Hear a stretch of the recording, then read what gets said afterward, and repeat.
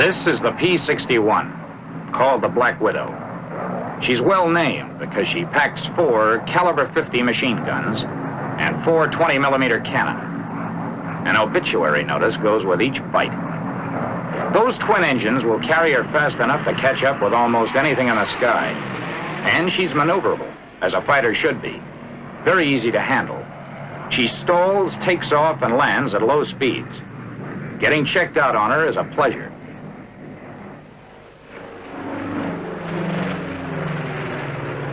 The Black Widow flies the skies in 3 sleek models. First, the YP-61, the earliest model of this ebony killer. Then the P-61A, the first model to go into combat service. And finally, the P-61B, the newest combat version. Let's watch this pilot learning his stuff on a P-61A.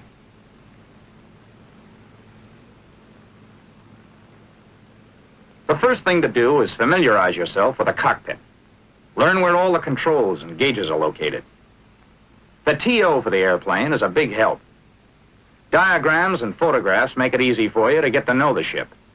After a couple of hours of study, you are able to pick out the controls and gauges without the loss of a second. And with your eyes shut.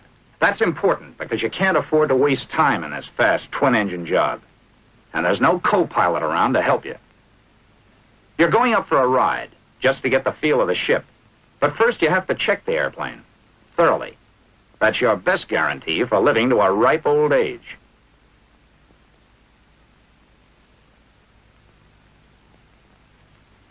Like most airplanes equipped with tricycle landing gear, the 61 has a nose gear towing pin. Check it, as the nose wheel may shimmy on takeoff and become damaged. Check the nose wheel pin cap. Be sure it's on tight. Then check the rest of the landing gear for inflation of the tire and general condition.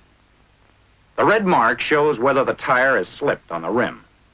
The strut ought to be extended about 4 inches. And another item not to be forgotten is the pressure in the emergency landing gear system. There's a gauge in each wheel well. It should show 700 pounds per square inch for the nose gear. Repeat the same inspection on the other 2 wheels. No cuts or bruises. Tread's okay. No slippage. Strut clean and extended around 4 inches. And the emergency pressure? 750 pounds per square inch for the main landing gear. Now to give the exterior of the plane a general going over. Skin's all right. No loose rivets or dents. Antenna mounted securely. De-icer boots okay. No rips or places where oil or gasoline has been spilled. Gun bay doors tight.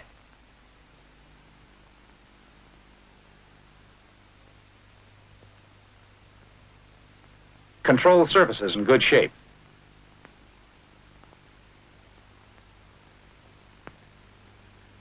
All hatches and doors must be closed and locked.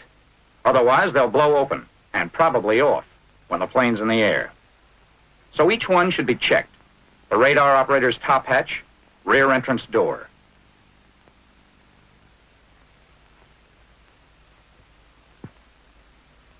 Now you can get into the cockpit, but you have to climb right out again through the top hatch. Careful not to step on any plexiglass. There's one thing more to check outside the airplane. The gas tank filler caps.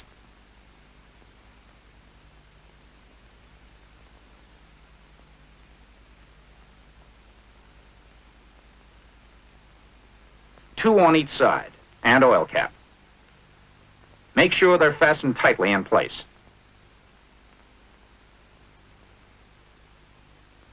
Here's an old story, but a wise one. Form 1A. Check and sign for red diagonals.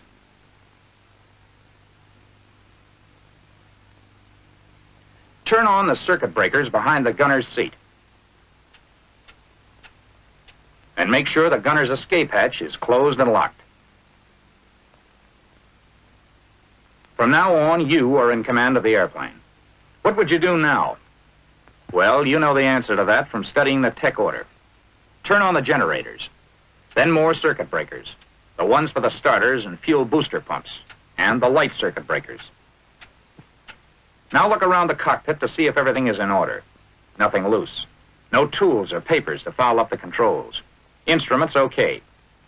The controls, and that includes the throttles, are locked. Unlock and try them out.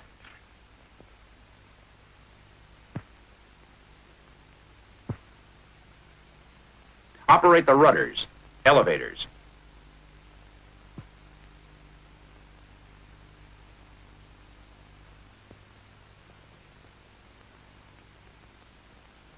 Put ailerons through their complete range.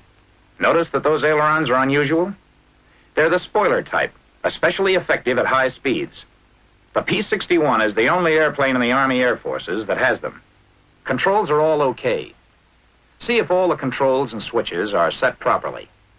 Open throttles 1/4 to 1/3. Prop control switches in automatic. Feathering switches normal. Test the prop circuit breakers to make sure the buttons are in. Check fuel in all tanks. Fuel valves set to outboard tanks. Cross-feed, which supplies both engines from one tank, off. Air pressure for the emergency brakes ought to be 425 to 450 pounds per square inch. Check the clock against your watch and the altimeter. Oxygen pressure 425 pounds per square inch. Oxygen regulator to auto mix on. Test the trim tabs. If they're in good working order, set them for takeoff. Now the instructor is ready to take over.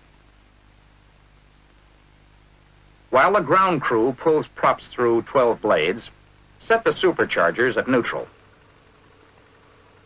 and throttles 1/4 to 1/3 open. Adjust both mixture controls to idle cutoff. Props at full increase RPM. Check to see that the props are clear. Then turn on the battery switches. On the P-61A, there are 2 individual battery switches and a master battery switch. The master switch on the ignition unit is for ignition only. Turn booster pumps to low. Carburetor air cold. Oil shutters 1/3 open. Make sure all cowl flaps are open and the intercooler flaps closed. Automatic pilot oil pressure off. Make sure that the VHF switches are off. Check carburetor air filter. Turn on master ignition switch and the right switch to both. Energize the starter and then prime the engine in the last 5 seconds of energizing.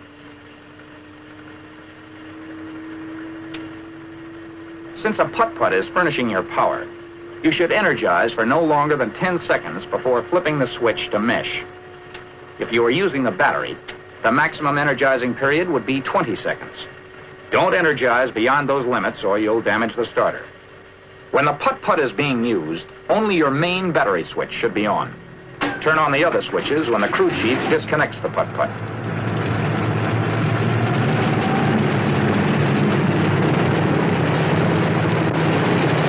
Adjust your mixture control to auto-rich. Close the throttle to run your engine as slowly as possible until oil pressure is indicated. As soon as oil pressure shows, adjust to between 1,000 and 1,200 RPM to prevent fouling of the plugs as a consequence of prolonged idling. Now we're ready to run through the same procedure for the left engine.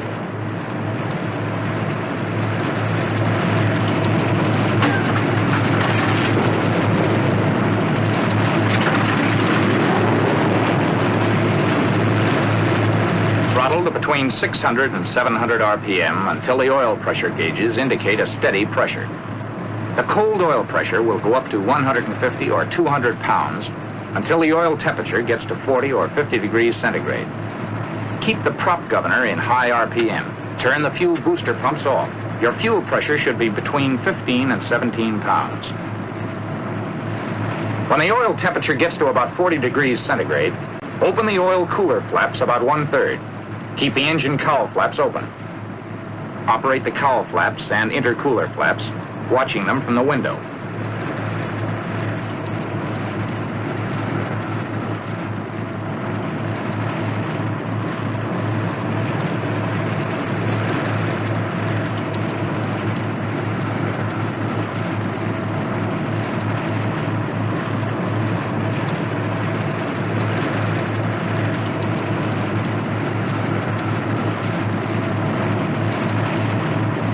Operate the oil cooler flaps and check the gauge. Check both hydraulic pressure gauges.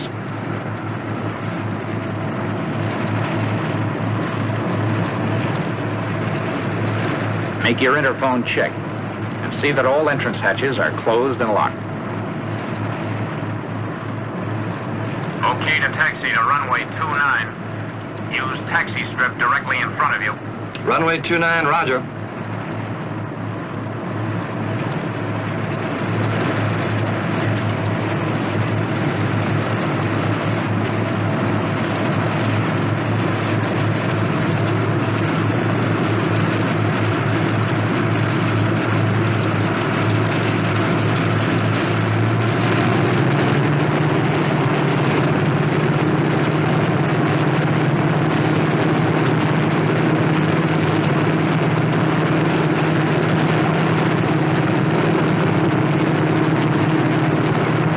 Brakes for taxiing as little as possible.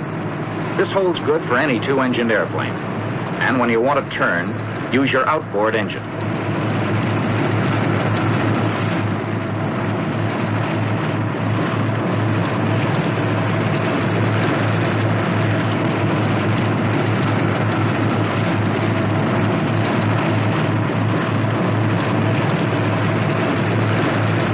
Always taxi with your flaps up. Set brakes and proceed to make check. Your oil pressure should be at normal, and cylinder head temperature must be over 100 degrees. Now check one engine at a time. See that the prop is at high RPM, and put mixture control in auto rich. Open your throttle briefly to about 40 inches to clean the engine out. Then, reduce manifold pressure to 30 inches. RPM should be from 1950 to 2100. Check your ammeter. It ought to show charge. Next, turn off one magneto. Your loss of RPM should not exceed 100. Now make a quick check on the other mag. Running an engine at high manifold pressure on one mag may cause serious detonation. Next, test the prop circuit breakers. Pull the prop governor control lever back from its high RPM setting until it drops 200. Advance the prop control to the original setting.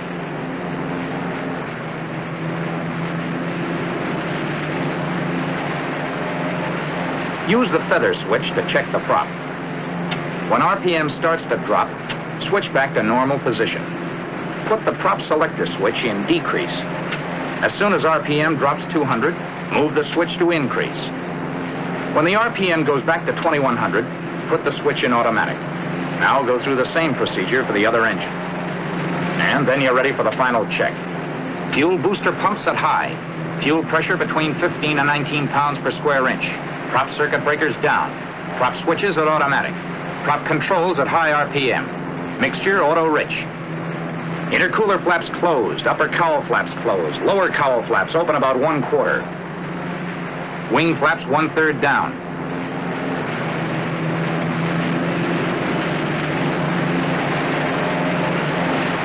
Gyro instruments uncaged.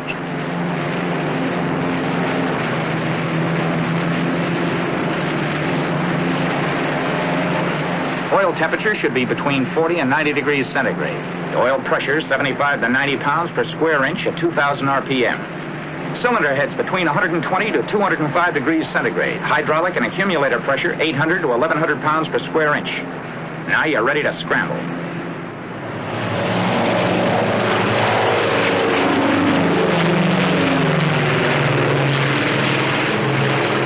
Yes, the P-61A takes off like a homesick angel. But flying the P-61B is smoother and even more efficient, with these latest modifications giving her top performance. A rack for night binoculars, a new wrinkle in night fighting, an electrically operated accessory panel, push-button type circuit breakers, 2 improved heating units, trim tab removed from aileron, landing gear with a neutral position. In the down position, a lock prevents the gear from being raised accidentally.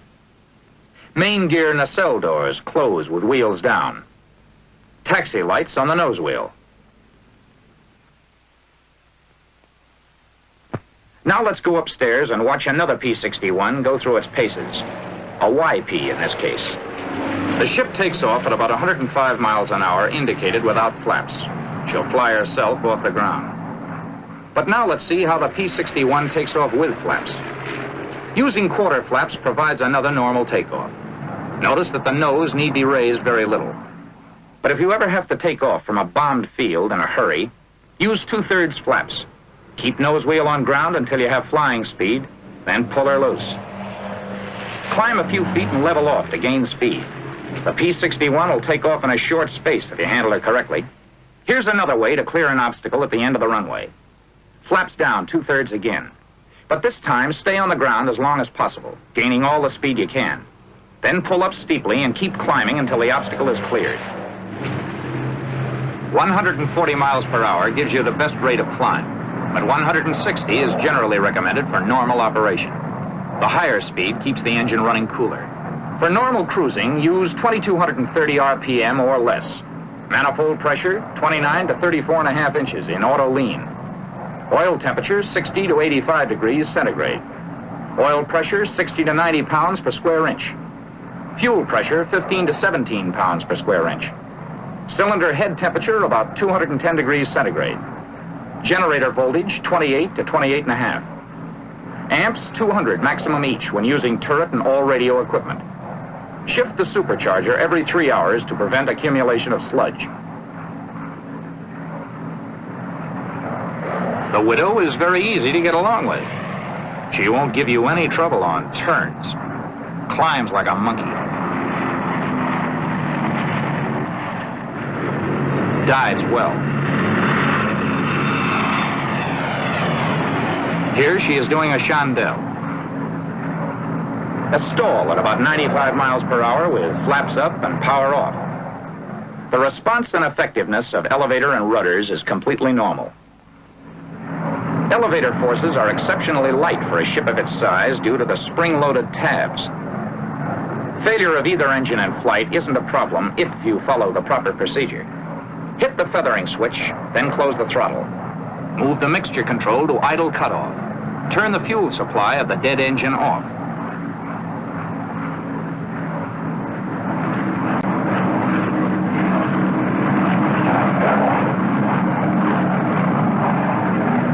Snap the ignition switch off after the prop stops rotating. Put the live engine in auto rich. And trim your rudder tab.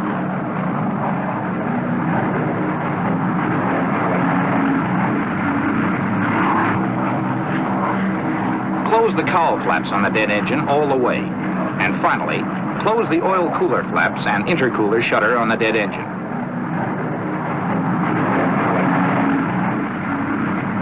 Even when stalled on one engine, the Black Widow isn't in trouble. On one engine, you can turn in either direction if you maintain safe single-engine airspeed, have your plane trimmed properly, and remember coordination. And don't be timid about racking her around. You can even do vertical banks into the dead engine if you keep her at proper flying speed. To unfeather is equally simple. Turn the ignition switch on with the throttle closed. Set the prop control lever to the decrease RPM position. Turn on the fuel supply. Move the mixture control to auto rich. Set the feathering switch to normal position and hold the selector switch in the increase RPM until your engine speed reaches 800 RPM. Then release the selector switch. When minimum engine operating temperatures have been reached, place selector switches in automatic. And finally, adjust mixture, throttle, and prop levers to the desired power and engine RPM and retrim the ship.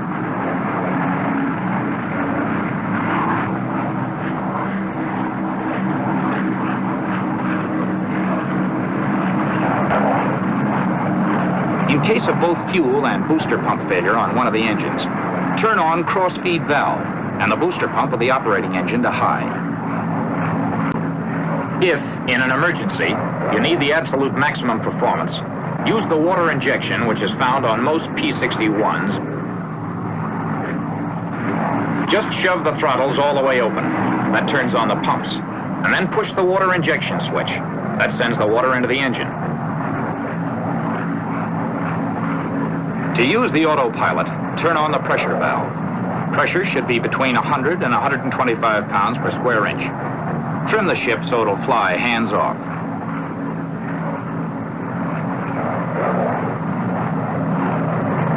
Uncage the gyro pilot instruments. Line up the control indices.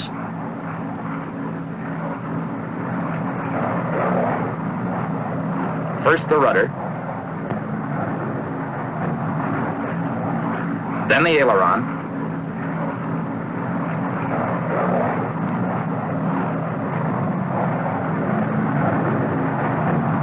And last the elevator.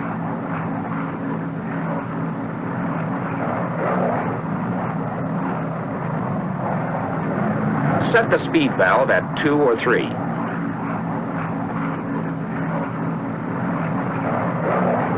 Now turn on the autopilot.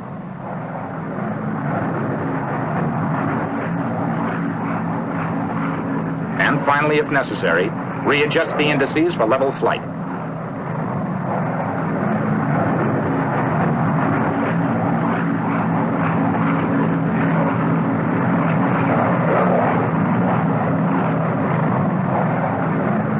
Well, I guess we've been up long enough. Let's head for the barn.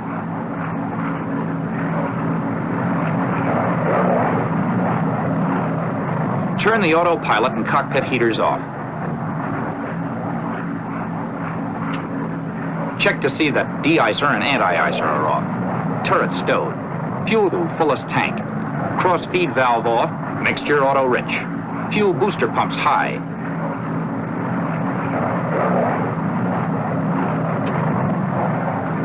Supercharger neutral.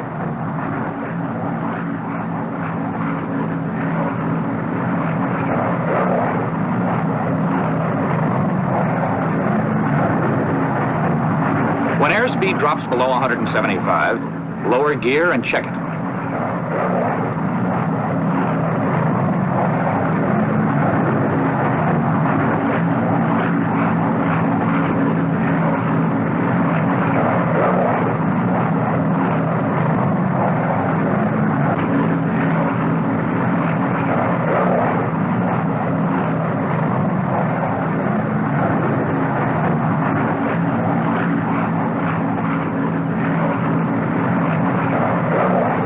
Hydraulic and accumulator pressure, 800 to 1,100 pounds per square inch.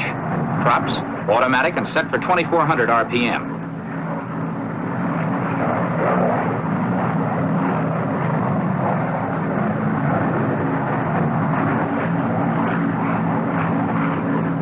And lower your flaps.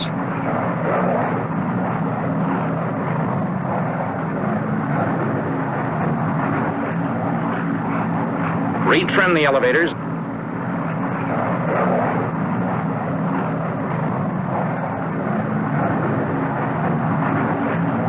Check brake pressure with your toe.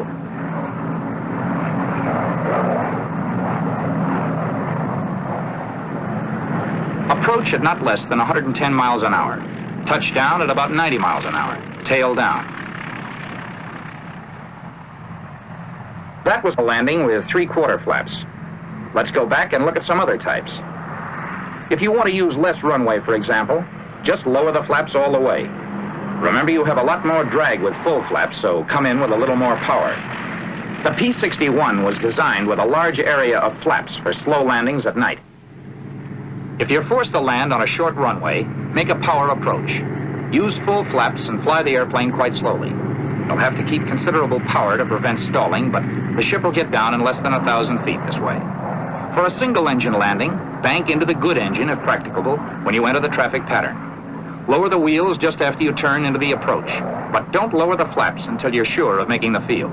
Use some power on the good engine. Try to make your approach as normal as possible. If you're going faster than normal, fly the plane onto the ground and use the brakes rather than holding it off to lose the excess speed. Some pilots prefer to make a landing with no power. It may be done with full flaps. The glide must be quite steep in order to maintain airspeed, and the flare should be started rather high so the plane won't mush into the ground. But now let's see what happens after the wheels are on the ground. Hold the nose off the ground as long as possible in order to spare the brakes.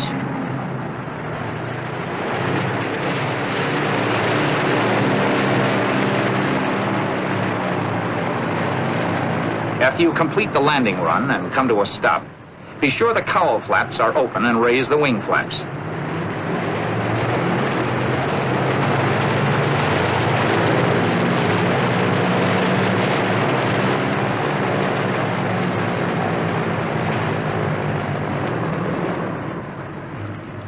Idle the engines at 1,000 to 1,200 RPM until cylinder head temperatures drop below 205 degrees centigrade.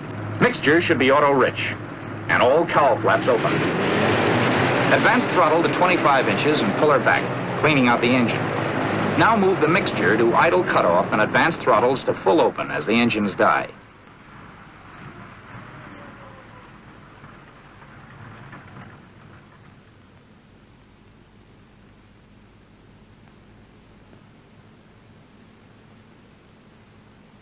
Turn off all switches.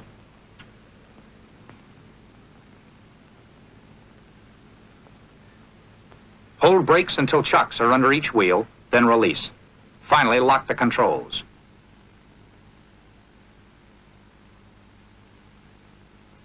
Well, that ends your first lesson in learning how to fly the Black Widow. You have a long way yet to go, but it's usually a case of love at first flight. She's that kind of an airplane. The Black Widow is designed to kill. The fury of her guns and the flaming wrecks of her victims are lighting up dark skies over enemy strongholds. To you who will fly her at night in hard-hitting air battles, we say good luck and good hunting.